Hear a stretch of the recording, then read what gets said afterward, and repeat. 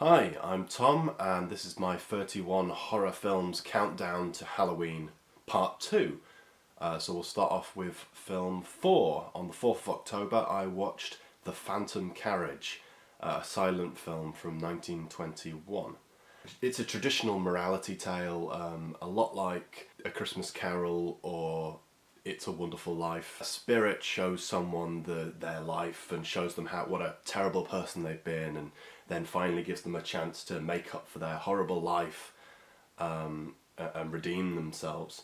It's set on New Year's Eve, and the idea is that if you're a sinner and you've led a bad life, then and you die on the stroke of midnight, then you have to drive Death's carriage for a year, collecting the souls of the dead, and every day seems like 100 years.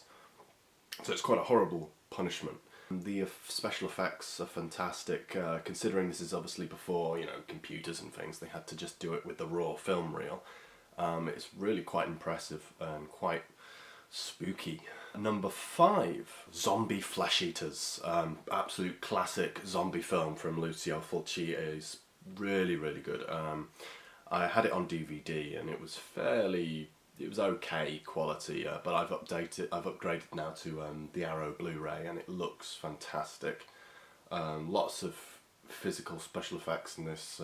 It's really quite it's just like a staple of the zombie genre. Anyone who likes zombie films has probably seen this film. I think one of my favourite bits has always been the moment when they all start coming out of their graves, which, as much as I love the George A. Romero zombie films, I think one of my favourite things in zombie films is when they burst out the graves and you have hands coming out the soil and all, I love that stuff. It's the same reason I love that in Plague of the Zombies as well. Does that, and I've always liked that in a zombie film. This also has a fight between a zombie and a shark, which has to be seen to be believed.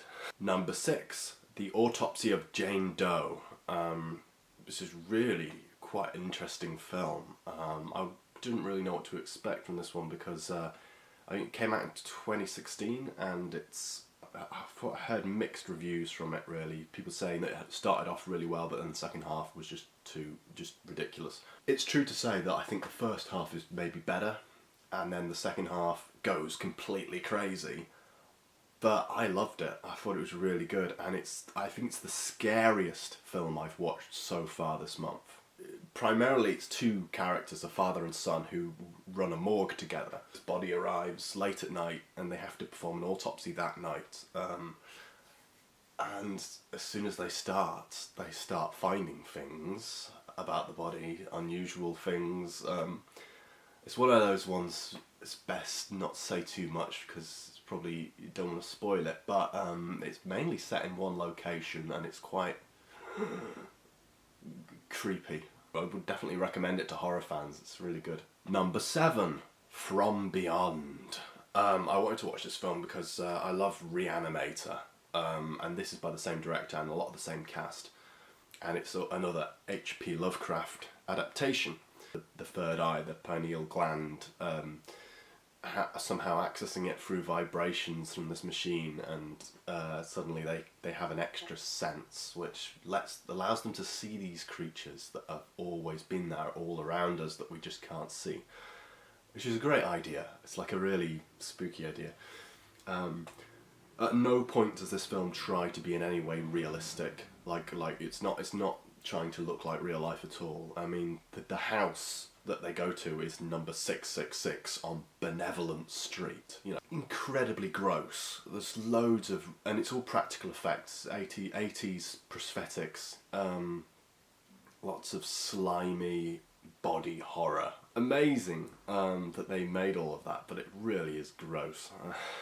Very sexual film as well, lots of big emphasis on sex, and they tie this into the pineal gland as well. Apparently it heightens your sex drive or whatever. Just an excuse to just put in loads of weird sexual body horror stuff. It becomes quite psychosexual, and obviously the villain, why is he a villain? What's his motivation? Oh, he's impotent. sex horror type, you know, makes sense, but it's also a bit like, oh, right, okay. Another one where, you know, oh, they're impotent, and that's what's made them evil. It's not as good as Reanimator. I think Reanimator's actually a lot better, but that's not to say that this isn't good. It's fun, and yeah, check it out. Finally, number 8. I'm recording this video on the 8th of October, and this morning I watched Man from Deep River. I'd never seen it before. It's one of the first of the cannibal films, Italian cannibal films. Umberto Lenzi, I think, directed this one. It's pretty good. It's a good looking film. It's a very well made film. A lot better than some of the others. This is like a love story about someone who goes down this river and then gets kidnapped by a tribe, and it's like a Stockholm Syndrome thing. You know, first they want to escape and they're being held prisoner, and eventually they start to fall in love with one of the women there, and then they become integrated into the tribe, and by the end he's one of them, you know. So it's an interesting story, and there's a lot of violence, a lot of blood. One of the big things in the film is animal cruelty. There's lots and lots of animal cruelty all throughout the film. Nastiest aspect of the film, really, because it's real. There's animal cruelty in a lot of the cannibal films, Cannibal Holocaust, you know, but there's more in this one, and I think maybe some of it might have been lifted from other films, in fact, and cut into the film, I don't know. Some people think they should take the animal cruelty out of these films, and that they shouldn't release versions. I think all the BBFC approved versions don't have as much of the animal cruelty in them.